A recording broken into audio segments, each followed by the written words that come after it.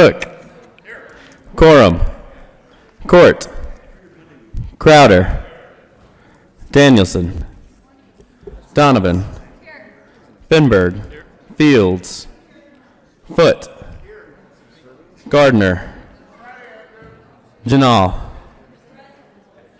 Gonzalez, Hill, Heisey, Thank you. Holbert, Lee, Lundeen, Marble, Moreno, Pedersen, Priola, Rankin, Rodriguez, Scott,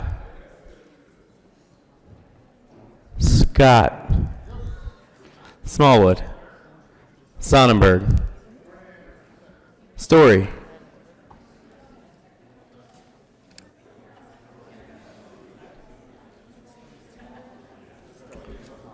Excused. Tate, Todd, Williams, Winter, Woodward, Zenzinger. Mr. President. Here, with 34 present, 0 absent, and 1 excused, we have a quorum. Senator Gonzalez, would you please lead us in the Pledge of Allegiance? Colleagues, guests, please join me for the Pledge of Allegiance. I pledge allegiance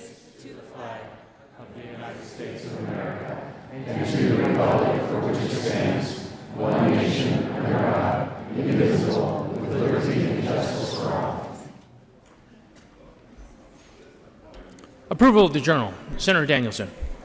Thank you, Mr. President. I move that the reading of the Journal of Thursday, March 14, 2019 be dispensed with and that the Journal be approved as corrected by the Secretary. You have heard the motion. All those in favor say aye. All those opposed, no. The ayes have it. The motion is adopted. Committee reports. March 14, 2019, the Community Agriculture and Natural Resources has consideration had hearing the following appointments and recommends the appointments to be placed in the consent calendar and confirmed. Members of the Colorado Water Conservation Board for a term expiring February 12, 2022. And Jacqueline K. Brown of Oak Creek, Colorado, to serve as representative of the Yampa White Drainage Basin as a Democrat appointed. March 14, 2019, Community Agriculture and Natural Resources had consideration had hearing the following appointments and recommends the appointments to be confirmed. Members of the Colorado Water Conservation Board for terms expiring February 12, 2022. Gail Sheridan Swartz of Basalt, Colorado, to serve as representative of the Main Colorado Drainage Basin as a Democrat appointed. Jessica Ray Brody of Denver, Colorado, to serve as a representative from the City and County of Denver as a Democrat appointed. March 14, 2019, Community Agriculture and Natural Resources have consideration of the merits committee as following. House Bill 1191 be referred to Committee of the Whole with a favorable recommendation. March 14, 2019, Community Education have consideration of the merits committee as following. House Bill 1153 be referred to Committee of the Whole with a favorable recommendation. Recommendation placed on the consent calendar.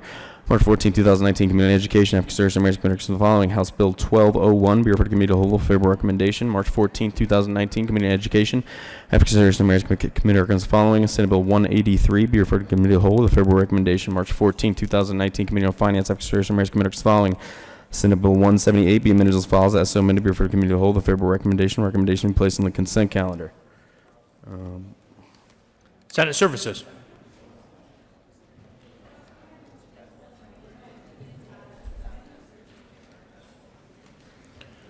Mr. Carpenter, please continue with committee reports.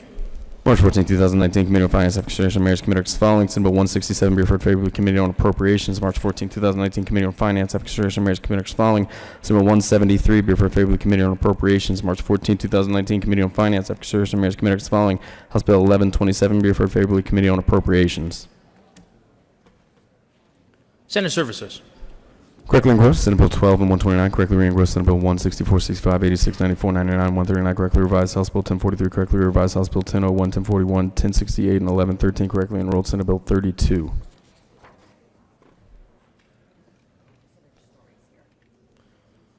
Mr. Carpenter, please add Senator Story to the roll call. Mr. Majority Leader.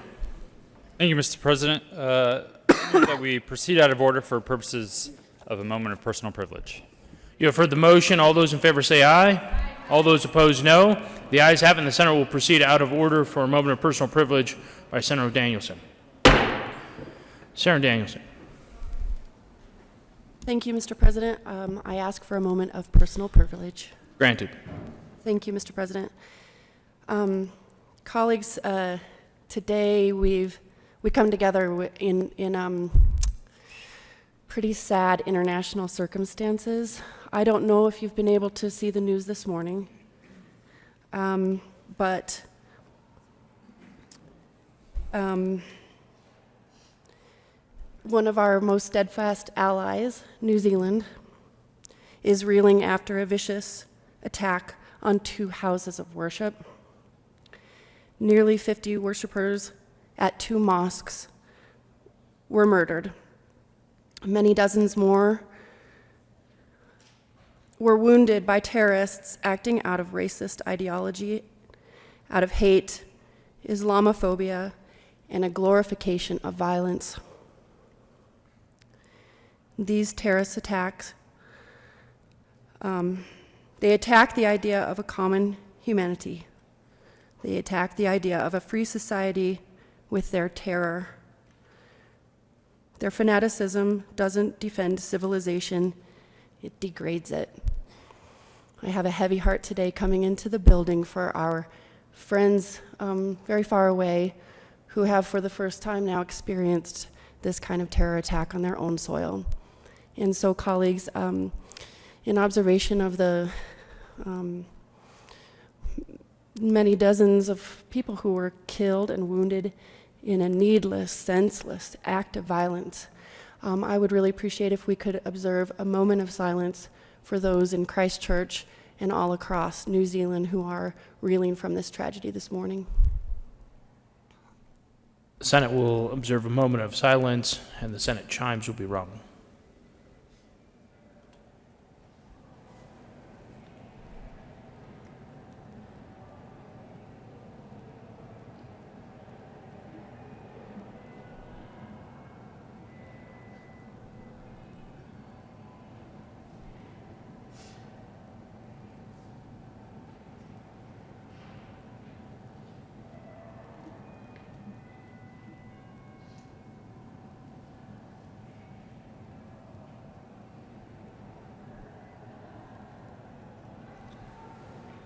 Thank you all very much.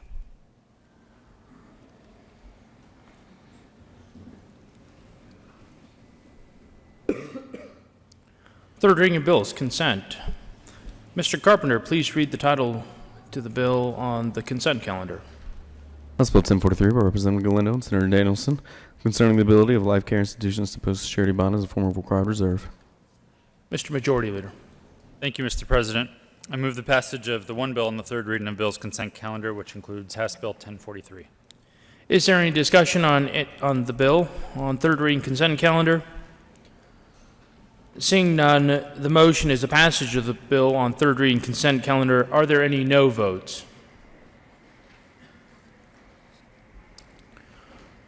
With a vote of 35 ayes, 0 noes, 0 absent, and 0 excused, House Bill 1043 is passed. Co-sponsors: Senators Priola, Tate,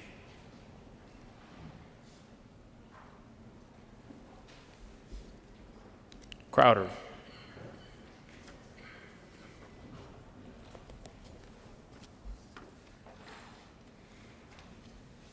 Mr. Carpenter, please, third reading of bills, final passage. Mr. Carpenter, please read the title to Senate Bill 012. Senate Bill 12 by Senator Corden, Representative Melton, concerning the use of mobile electronic devices while driving and in connection with making an appropriation. Senator Court. Thank you, Mr. President. I move Senate Bill 12 on third reading and final passage. Is there any discussion regarding Senate Bill 12? Senator Court. Thank you, Mr. President. Senselessly lost lives. We just observed a moment of silence about that. This bill is to prevent senselessly lost lives. Please vote yes so that our roads will be safer. Thank you. Senator Priola. Thank you, Mr. President. And members, I wanted to come down here and compliment the good senator from Denver. I know she has worked on this issue for many years in a passionate manner, sometimes shaking her finger at me. And I'm here to say I know it is not perfect in every way, but there is a problem. We know it. We hear from our constituents that are tired of being cut off, tired of people. This happened to me and my wife this morning. Someone came over and got way too close to us, and it was dark enough but my wife said, yeah, they're probably on their phone. And I challenge you to, in the coming months, to notice the wrecks you see now, 80 or 90% of them are people running into the back of each other. This bill will, at a minimum, increase the awareness of the public that this is an issue that needs to be taken seriously for the lives and safety of motorcyclists and families and kids. So I commend Senator Court for this bill. I'll be a yes. Mr. Minority Leader. Thank you, Mr. President. I share my perspective of my good friend from Adams County. I have opposed such legislation in the past. One of my favorite pastimes in my adult life has been motorcycle riding. And I currently do not have a motorcycle, and I'm not going to buy one, and I don't want to be out on our roads on one. I love that activity. But this is why. When I'm sitting in my car or driving down the highway and I look over and I see someone with their phone in front of them, I'm concerned, but I have some protection inside of that steel box. But on a motorcycle, I don't. Yesterday, I observed a vehicle in my rearview mirror with snow sliding off its roof and onto its hood because the person wasn't paying attention and almost rear-ended me, but didn't. I'm not a cyclist myself, maybe that's obvious, but I can't imagine the concern that people have when out on a bicycle with those multi-thousand-pound machines screaming past them and the driver having that device in his or her hand. As I mentioned yesterday, I've seen this new phenomenon, an evolution of this issue. People stopped at a stoplight, they hear a horn somewhere and assume that it's the driver behind them saying, hey, the light turned green. And then they accelerate through a light that hasn't turned green and into cross traffic. A few years ago, Mr. President, the Senate President Pro Tem now came to me about a bill that she was sponsoring and asked what might be done to pass it, and that one was too much for me. I suggested the members of the State Veterans and Military Affairs Committee might be open to discussing fine limits. Yesterday we saw even further compromise on fine limits. I cannot in good conscience vote no. I'm voting yes. Senator Hill. Thanks, Mr. President. Colleagues, just briefly explain why I continue to oppose this legislation, and there's really three reasons for it. One of the first reasons is we're seeing a significant philosophical shift in what we are doing to write tickets now. This will be the first, we passed this bill, this will be the first instance in Colorado where you can get ticketed for something you do inside your car as opposed to being ticketed for how you are driving. And you could make the argument, well, seat belts, yes, but that's secondary, that's add-on. You can't be pulled over for that.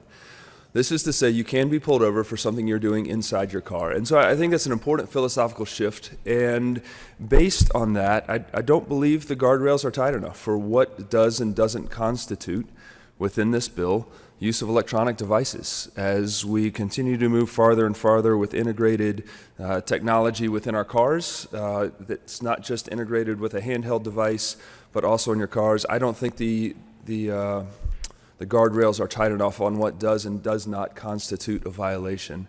And the final reason, the third reason, is more empirical, is more pragmatic. We have decades now of evidence on a state level and even federal level policy on the power of fines and enforcement and that ability to alter people's behavior. Because that's really what we're after here, right? We're really after the opportunity to alter people's behavior, namely this obsessive addiction with our phones that I think 20 years from now we're going to look back, much like perhaps we did with smoking in recent generations, and say, what the hell were we thinking? Why didn't we do this? However, evidence suggests through decades of traffic enforcement, that we don't alter people's behavior. We don't alter long-term people's behavior. Yes, we can catch some violators. Yes, we can generate some revenue on it. There's some fascinating studies out there, even on DUIs, and that across the state, we have 50 different approaches to enforcement of DUIs in the United States. And yet, statistically, we have not altered increasing the fines, increasing the penalties does not have a significant impact, a statistically significant impact on the prevalence of DUIs within these different communities. And here we're talking, $5,000 to $20,000 fines. We all know, we've all heard, we all understand how a DUI can significantly ruin you financially. And yet, tragically, there are addictions, there are diseases, and I think someday we're going to put cell phones within that category as well, and the way we're treating it. Statistically, in the history of America, we have not significantly altered people's behavior based on fines. And so my contention, tragically, is that as well-meaning as we may be on this, we will actually find ourselves increasing the fines, increasing the penalties, and those able to afford it, those able to deal with it, they'll still be able to. And the full burden of this will be borne by those who, again and again and again, that we see are on the margins, are least able to pay. And I don't think that's our intention. I know that's not our intention, but evidence suggests that will be the outcome. So respectfully, I will be a no vote today. Senator Court. Thank you, Mr. President. I'd be thrilled if no ticket was ever written based on this law, if in fact it becomes law. What we want to do is raise awareness and make people know that holding their phone while driving is dangerous.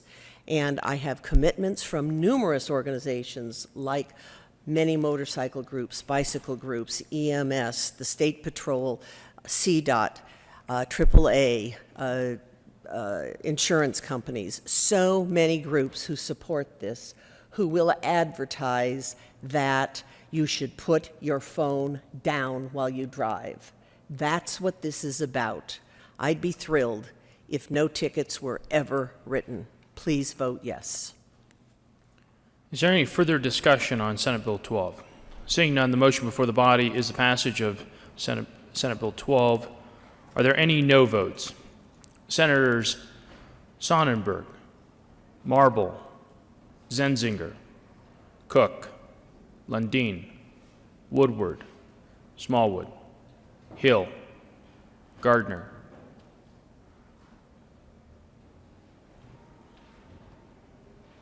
With a vote of 26 ayes, 9 no votes, 0 absent, 0 excused, Senate Bill 12 is passed. Co-sponsors. Senators Todd, Janal.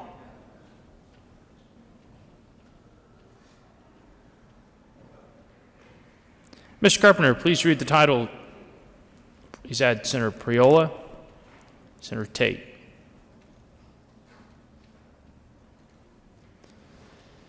Mr. Carpenter, please read the title to Senate Bill 129. Senate Bill 129 by Senator Story and Representative Froelich concerning the regulation of online schools. Senator Story. Thank you, Mr. President. I move Senate Bill 129 for third and final passage and urge a favorable vote. Is there any discussion? Seeing none, the motion before the body is the passage of Senate Bill 129 on third reading and final passage. Are there any no votes?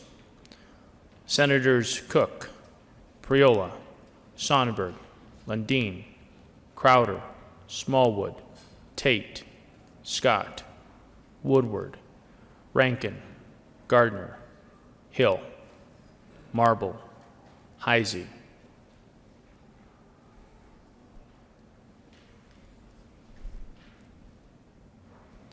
With a vote of 21 ayes, 14 no votes, 0 absent, 0 excused, Senate Bill 129 is passed. Co-sponsors. Senator Todd. Senators Donovan.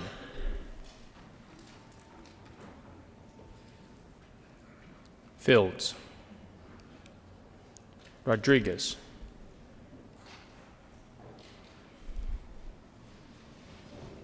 Mr. Carpenter, please read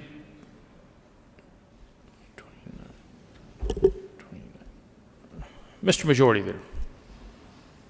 Thank you, Mr. President. I move to lay over the balance of the calendar until Monday, March 18th. You have heard the motion. All those in favor say aye. All those opposed, no. The ayes have it, and the balance of the calendar will be laid over until Monday, March 18th.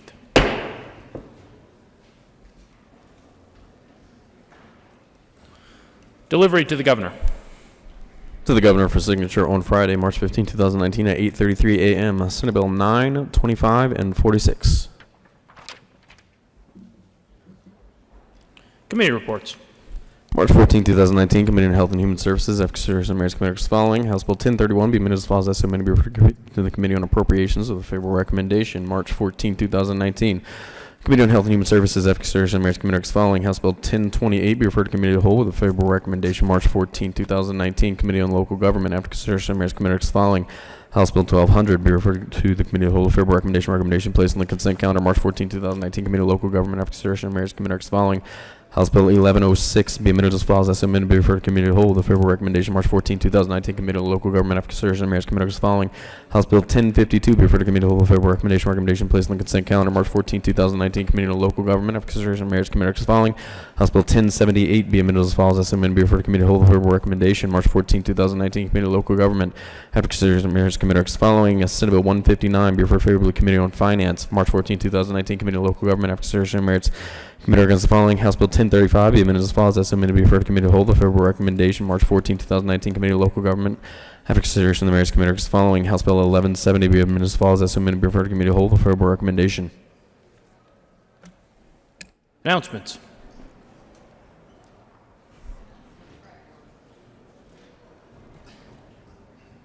Senator Gonzalez. Thank you, Mr. President. I just wanted to announce that folks from Regis University are here today and are celebrating their 140 years of enriching the educational environment here in Colorado. They've been doing a lot of great work, and I hope that many of their friends and supporters will be able to visit with you today. Thank you. Senator Foote. Thank you, Mr. President. Just an announcement about Senate State Veterans and Military Affairs Committee. Today, we have a bill on the agenda for upon adjournment and SCR 357. That's House Bill 1177 by Senators Court and Pedersen. We'll start at 10 o'clock this morning and SCR 357. Thank you. Further announcements. Having none, Mr. Majority Leader. Thank you, Mr. President. I move the Senate recess until 9:45 a.m. Members, you do not need to be here. We'll just likely be reading a couple of bills. You have heard the motion. All those in favor say aye. All those opposed, no. The ayes have it, and the Senate will stand in recess until 09:45.